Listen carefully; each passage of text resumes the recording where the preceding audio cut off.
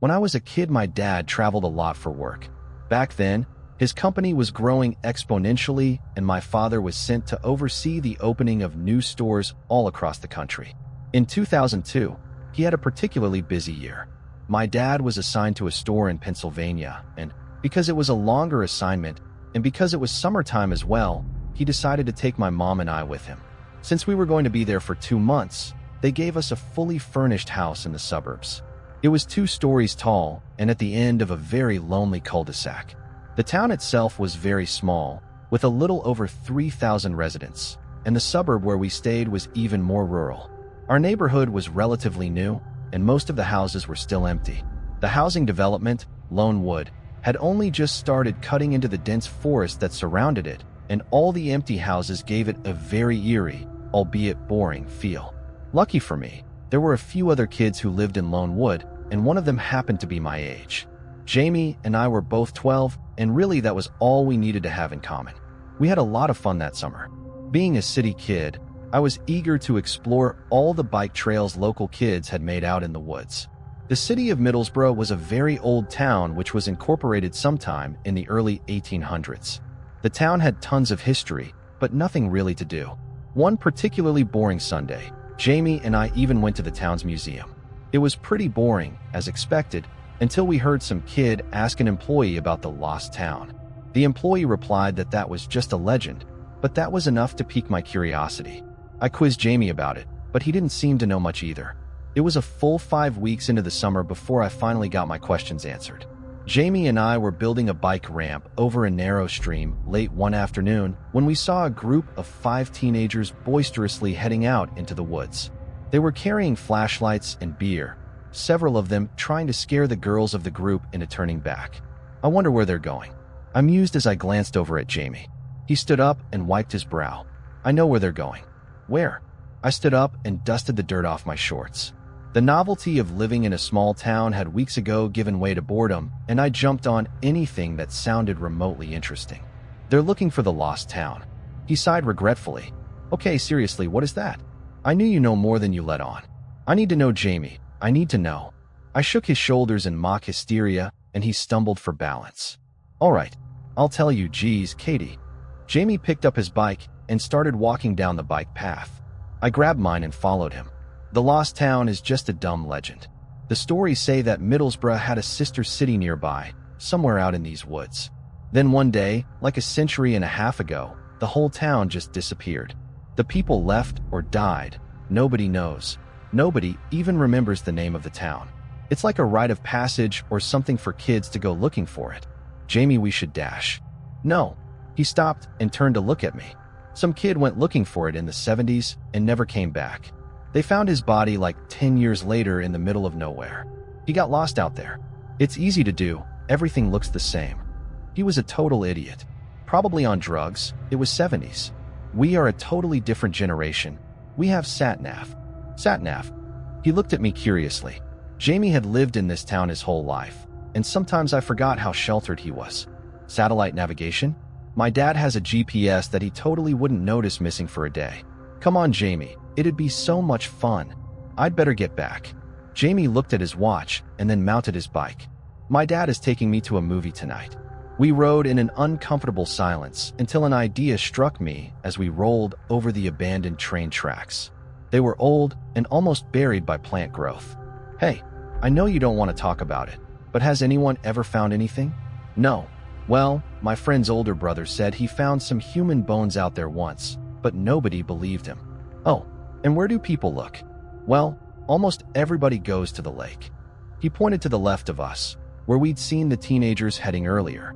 It's pretty deep back there, but they figure that if there was another town, they would have lived by the lake, so that's where they go. Well, you know what I would do? I would follow the train tracks. I mean, they look pretty old, and I don't know why they would lay them going back into those woods unless there was something back there, so that's where I'd go. Jamie considered this and then nodded. Yeah, I guess I could buy that. No one follows the tracks that way, though. That's where that kid that disappeared went. I wasn't swayed. I didn't bring up the Lost Town again until 2 weeks later. It was the weekend before we were moving home, and my parents had a barbecue for the employees of Dad's new store and some of our neighbors. Jamie and I hung out inside the house and played my N64 while we flirted pretty outrageously. There had been an unspoken sort of mutual attraction throughout the summer that no one had had the guts to act on. Since I was moving home in 5 days, there really was nothing left to lose. Although his intentions were probably pure and genuine, I am embarrassed to say that mine were not. I thought that if I could make him want to impress me, he would agree to go looking for the lost town. The legend had thoroughly consumed me. I had been to the local library every morning for the past week looking for more information on the town and had found nothing. But legends don't just come from nowhere. I was sure of it. I knew if we didn't leave by 2 p.m., we wouldn't have enough daylight to carry out my plan. I already had a backpack packed with water, a flashlight, a camera, and a can of red spray paint. I figured if we left the tracks, we would need a way to find our way back to them. I thought I was so clever. Nothing in that backpack made a damn bit of difference in the end. I was a fool. I set my controller down and turned to look at Jamie. So, do you want to go out to the woods one last time? I raised my eyebrow at him and smiled. Yeah, he said excitedly, and he jumped up off the couch. Then, embarrassed, he cast his eyes down at the floor.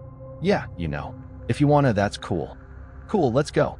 I grabbed his hand and ran out the front door, grabbing my strategically placed backpack on the way. Jamie didn't even notice it. He was walking faster than I was. When we had gotten a decent way into the trees, Jamie turned around and looked briefly at my face before casting his eyes to the ground. He rubbed the back of his neck. I've actually, wanted to kiss you all summer. I was stunned to silence, absolutely dumbfounded that Jamie had found the guts to say anything like this. I knew I needed to fill the awkward silence left in its wake, so I did the only thing I could think of.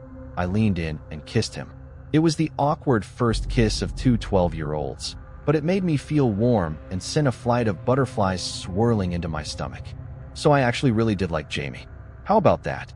I let him go and his face was the same shade of red that I imagined mine was. He quickly changed the subject to how long he'd wanted to ask me out, but that he didn't think I liked him back. We walked for a while carrying on this conversation, him oblivious to his surroundings, me subtly leading the way. It took him stumbling over the tracks to break off his monologue and finally noticed the backpack. He looked at me like I'd punched him in the face. You can't be serious. Jamie, I know, but look, this is the last time I'm going to see you in a really long time, and I want to remember today. We will only be out for 2 hours max. We'll be back before they even realize we're gone. Jamie stared at the tracks for a minute and seemed to be considering it all. I held my breath until he finally let out a deep sigh. Okay. Oh my God, Jamie, he held up his finger, cutting me off. But we followed the tracks the entire time, and we turn around after an hour. Okay, I was so excited that I hugged him. It would be the first and last time I ever did. As we walked, we talked about all sorts of mundane things, stopping only to make sure we were still on the tracks. It felt like we had only been walking for 45 minutes, but when Jamie checked his watch, it had been 3 hours. That's weird. It hasn't been 3 hours. It says it's 5 o'clock. He trailed off. I swear, we left just after 2. It can't be 5. Dude, your watch is busted. I gave him a playful shove. Jamie raised his eyebrow at me and smiled. Even so, we should probably turn around. He wasn't wrong. The sun was setting. The shadows were long and looking around. I wondered if it really was 5 o'clock, but I wasn't ready to give up just yet. As we had been walking, I noticed something taking shape off of our right. A large mass, maybe a quarter mile away. It was denser than the area around it and seemed to have clean, man-made lines. Jamie, look. He turned. Yeah, I was hoping you hadn't noticed it. It's a long way off, though. We would never find the tracks again. Yes, we would. Check it out. I triumphantly pulled the spray paint out of my backpack. It's for the trees. He took the can and shook it, then made an experimental X on a nearby tree. Okay, but I get to do the spraying. I didn't argue. The closer we got to the mass, the more it took shape. First, we could tell it was a building. Then we could tell it was church. By the time we got the front door, we were looking at a very old and dilapidated chapel. Remembering my camera, I took a picture of the wooden plaque over the door. Whatever had been written on it had long ago worn away. We walked around the church in awe. The building was small, maybe 500 square feet. The windows were, surprisingly, all intact, but were so caked with dirt and grime that we couldn't see anything inside. How do we get in? I asked quietly. I don't know, but we're going to figure it out. Wait until my brother hears about this. I mean, holy shit. Look at this place. His excitement was contagious. The front door had a pull handle, but try as we might, we couldn't seem to open the door. Do you think it's locked? I asked as I watched Jamie struggle with it. Yeah, maybe. I mean, it must be. There was a door around back, though. The door at the back was a lot more sympathetic and let us in with relative ease. We were standing in a small room with an old wooden desk attached to a wall. There was a small fireplace and old portraits hung up around the tiny office. The people in the pictures were all standing in front of the same maroon background and were looking down at us disapprovingly. Books were scattered everywhere, most in a language I had never seen before. The floor was covered in dirt, and a pair of old shoes were laying haphazardly in one corner. Whoa, I said in awe. Yeah, whoa. I looked over at Jamie, who had a huge smile on his face. He was holding up a cross and a piece of paper. What is it? I walked over to see. It's a list of names. There's like 60 people on this list. Maybe a town census. Let me see. I pulled my flashlight out of my backpack and shined it on the parchment. Deepwood. Do you think that's the name of the town? All these names are crossed out. All except this one. I pointed to a name at the very bottom. Maybe it was the plague. You think it's a list of the dead? Jamie shrugged. Makes as much sense as anything else. I walked over to the desk and leaned against it. Why do you think they left? I mean, look, there's a jacket or something on that chair, and shoes over there. The town pastor, or whatever, he just took off and left everything like this. Or died, said Jamie as he folded the paper and put it into the backpack. Yeah, died. Either way, it must have been creepy as hell to be alone in here. I stared at one of portraits for several long seconds. The young woman painted there seemed to be staring down at me with a very accusatory look. It made me incredibly uncomfortable. I was so absorbed in the paintings that I didn't notice the slow creaking from overhead until the ceiling cracked loudly as it started to cave in. I screamed and covered my head, but the next thing I knew, I was lying on my back over the threshold of a door, Jamie on top of me protecting his head. Ah, thanks, I mumbled as I gently pushed Jamie off of me. Don't mention it. Jamie climbed to his feet and brushed himself off. I glanced behind him at the office, which was now filled floor to ceiling with decaying debris. Jamie, that was our way out. That's okay. We can unlock the front door now that we're inside. Or break one of the windows. If the back office was unsettlingly, the chapel was downright disturbing. Even though the grimy windows allowed very little sunlight in, I could make out 8 rows of pews lining a narrow aisle and a tall podium at the front of the chapel. Jamie and I stumbled around the small nave, breaking windows on either side with pieces of what we had found. The sun was still setting, and I wondered how much of a difference the muted light would make. When I broke the last window on my side, I turned back around to survey the chapel, disappointed that the lighting wasn't much better. The room itself seemed to repel light. The wooden pews were completely rotted. In fact, the wood we had used to break the windows of the church were leg stands from the front row. The narrow aisle in between the rows of pews was littered with leaves and rotting wood. But that was nothing compared to what sat upon the altar. It wasn't a podium, as I had thought earlier. It was a statue of the crucifixion, but unlike any I had ever seen before. The paint had been worn away on every part of the statue, except the blood of the crucifixion wounds, which stood bright and realistic, and seemed to be oozing before our very eyes. The only other surface left untouched by the decay of time was the face of Jesus. The details of his face were still so incredibly minute and perfect, and he had the same accusing eyes as the portraits in the pastor's office. He seemed to be staring directly at me, and I could tell Jamie felt the same, though he was across the room from me. The statue's stare awarded me an edge of panic, and I suddenly realized that we needed to leave. We weren't wanted here. I had the sudden feeling that we were trespassing on some sort of hallowed ground. We had found the church, we had documents proving we had been here, and now it was time to go. I turned to Jamie to tell him so, and could immediately tell that he did not share my feelings. He had been born and bred on these legends, and nothing was going to tear him away from our discovery. I watched him walk over to grab the camera out of my bag. He took pictures of everything he deemed interesting, including the crucifixion statue, much to my unease. I gave him several minutes before I said something. Jamie, I think we need to leave, I said in a low voice. Jamie stopped and looked up, seeming to remember I was there. Are you kidding? This is what you came for. We have to bring home evidence of all of it. It's going to be dark in half an hour. It's already hard to see in here. Duh, that's why I'm using a flash. Hey, can you get a picture of me next to this creepy Jesus thing? I guess, I mumbled as I took the camera from him. I didn't even want to look at it. much less photograph it. But if it would help me get him out of here, I was going to stomach it. Jamie wrapped his arm around it just as I snapped the picture. Don't touch it. Oh crap. Why did you touch it? There's something off about that thing, Jamie. Can we freaking go now? Yeah, fine. Jamie walked over and picked up the backpack as I headed toward the front door. I noticed there was no lock on it. I pushed against the door as hard as I could. It didn't budge. My heart sank. There wasn't even a handle or a knob. It was just a solid piece of wood with strange markings on it. Symbols I had never seen before. Jamie, the door is stuck, I said as I turned around to see him testing a piece of the floor with his foot. What are you doing? I asked, hearing the edge of panic in my voice. He was still at the front of the chapel, a foot from the Jesus statue, hopping back and forth from one part of the floor to another. The statue's eyes seemed to be only on him now. There's something under here. See? I heard the floorboard creak under his left foot as he put weight on it. Jamie, don't. No, it's like, under the dirt right here. The floor is hollow. He kneeled down and started digging through the thin layer of dirt. It's like a trapdoor or something. And it was indeed a trapdoor. By the time I had walked the length of the pews, Jamie already had the edges dug halfway out. Let's just leave it, and your brother and his friends can come back and see what it is. Please, Jamie, I want to go. There was something wrong with this place.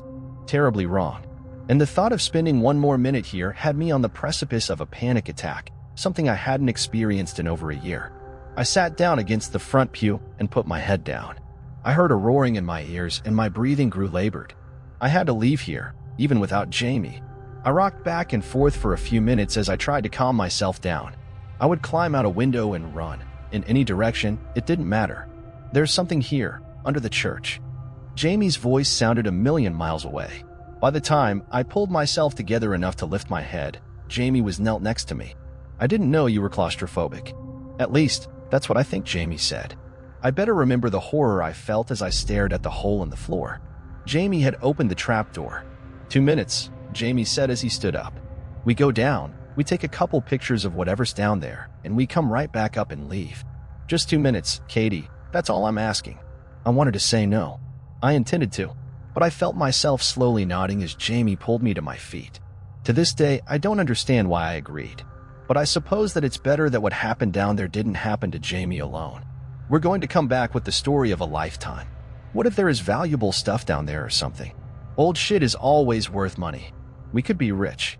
So rich that your family could stay here. You could buy the house you're living in and come to school with me in September. I managed a small smile. Of all the things someone could think to buy with wealth, Jamie's first thought was to keep me here with him. And he was right. There could be anything down there, and almost all old stuff was valuable.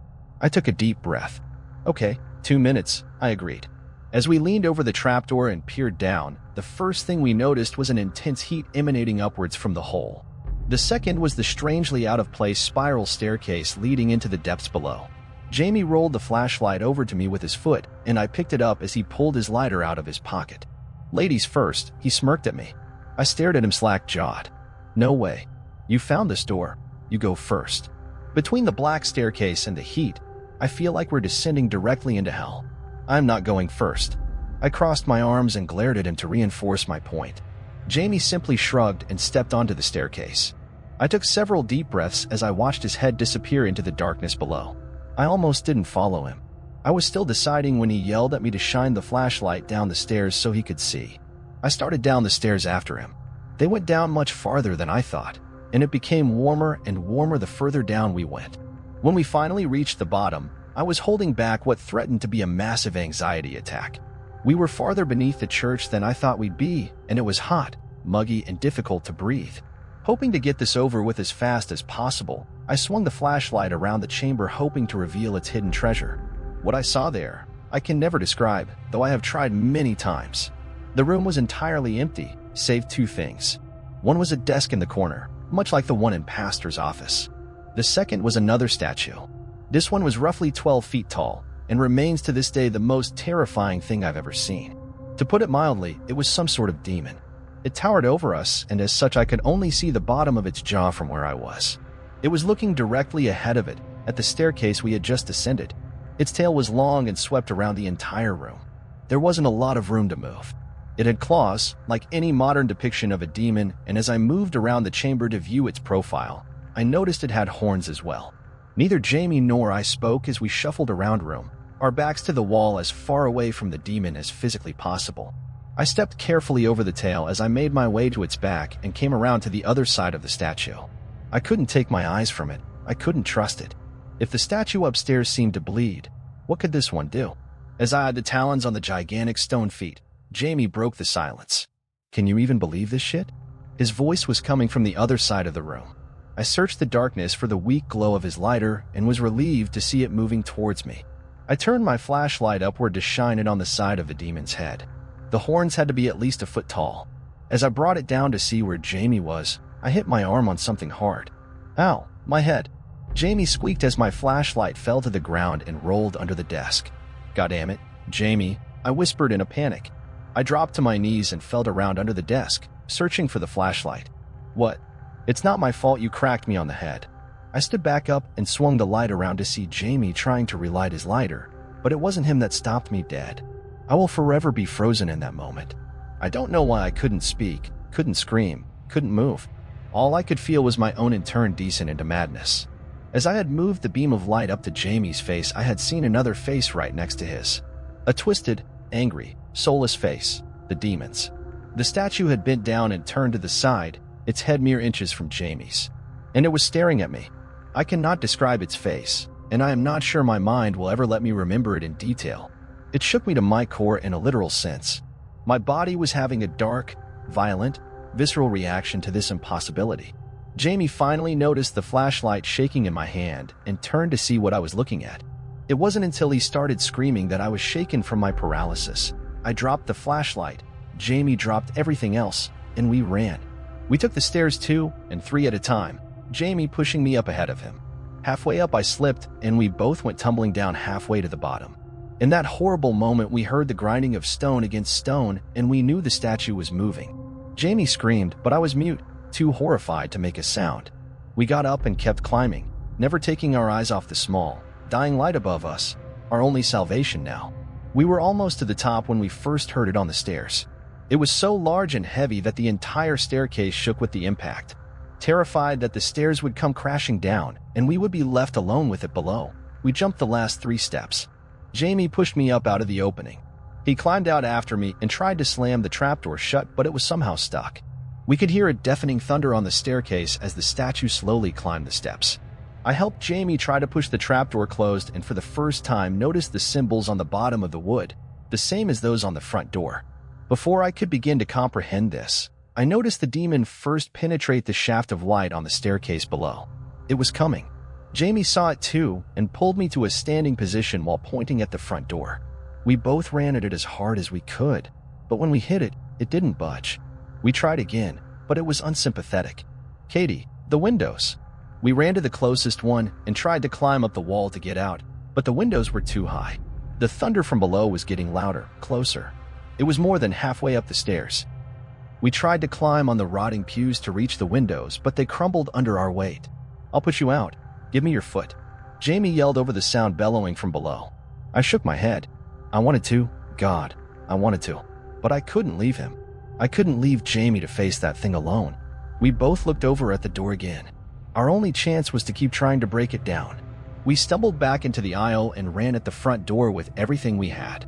I thought I felt it move. We backed up even further and ran at it again. This time the impact knocked me backwards into the aisle and Jamie barely stayed on his feet. He looked at me in horror and I turned around to see stone horns rising up from the darkness of the trapdoor, 3 feet from where I sat. We were going to die here. I stood up, refusing to turn around again. I knew that the next step it took would bring its head into the room, and the thought of seeing its face again had me running at the door with every last bit of strength I had. Jamie reached it at the same time, and I felt it give way as we crashed through the threshold and landed outside the church. Jamie had picked me up off the ground before I could think to move, and we were running toward the train tracks at an Olympic sprint.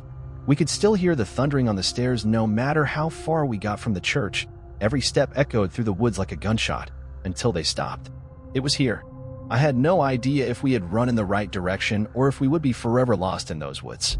It was now dark outside and the temperature was dropping fast. I was beginning to panic that we would never find the train tracks when I noticed Jamie wasn't next to me anymore. I turned around in a panic to find him sprawled on the ground a few yards behind me, He had tripped over one of the rails. He was up and running down the tracks before I could even ask if he was okay. We ran until we couldn't anymore. Our running eventually slowed to a jog and the jog to a walk. We hadn't spoken. Neither of us had any idea what to say, and it wasn't until we had both gotten our breath back that one of us finally broke the silence. "How long have we been on the tracks?" Jamie's voice had an edge of barely suppressed fear. I looked at his wrist and noticed his watch was missing. It didn't take us this long to find that place. Or did it? Do you think maybe we went the wrong way? Jamie asked hesitantly. I couldn't afford to think like that. If we had somehow gotten turned around and ran the wrong way down the train tracks, then we were deeper into the woods than ever. No, we went the right way, I said to convince myself. That thing, Jamie started. I thought it was a statue. But maybe it was some crazy undiscovered giant reptile that was, like, hibernating, and we woke it up. So we were going to delude ourselves into thinking that there was a scientific explanation for this. I understood why, but I just couldn't accept it. Yeah, I said slowly. Did you see the weird writing on the front door? It was on the trapdoor, too. Do you think it was keeping it down there? Because, Jamie, all those doors are open now. Well, if it's an animal, words mean nothing to it. Anyway. Yeah, if I trailed off hoping he would challenge my implication. He didn't. I could tell this was something Jamie's mind wouldn't accept. But he hadn't seen its face, not like I had. It was no animal. It was made of stone. It was something sinister and anciently evil, and it had seen me, had seen right down into my soul. It was aware of me, and I was aware of it. And now, it was free. Whatever had been keeping it beneath the church has been awkwardly destroyed by Jamie and me. That thing was free to walk the woods and go God knows where. We walked in silence for another half hour until Jamie suddenly stopped short and started yelling. Here. We're here. He booked it down the tracks toward a swarm of flashlights, and I followed close behind him. As soon as Jamie reached his parents, he collapsed, while I ran into my mother's arms and cried like a child. I couldn't hold it together any longer. The police report says we were found at 4 a.m., by our sense of time about 3 hours after the sun had set. We had spent less than an hour in the chapel, and yet we seemed to have lost 10 hours there. We never told anyone where we had actually been, or that we had found the lost city of Deepwood. We simply said we went for a walk to the lake and got lost in the woods. My family left Middlesbrough the following Monday, 2 days ahead of schedule. My father had another store to open, and there was really no reason to wait. Jamie didn't come to say goodbye to me, and after we left Middlesbrough, I never saw him again. I kept a copy of the police report to remember him. Over the following year, Middlesbrough slowly disappeared. At first, I could just feel the memory fading unnaturally from my mind. My parents couldn't remember that we had ever been there, which scared me more than anything else. I taped the police report to the ceiling over my bed so that Jamie would be the first and last thing I thought about every day. Then, the Middlesbrough City website disappeared, as did that of the local paper and the town's 2 public schools.